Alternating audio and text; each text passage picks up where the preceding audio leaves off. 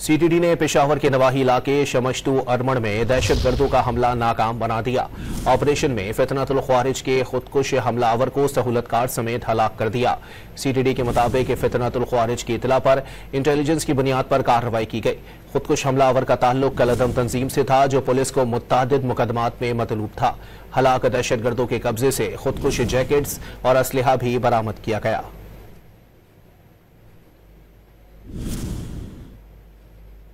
CTD ने पेशावर के नवाही इलाके शमश्तू अरमड़ में दहशतगर्दों का हमला नाकाम बना दिया।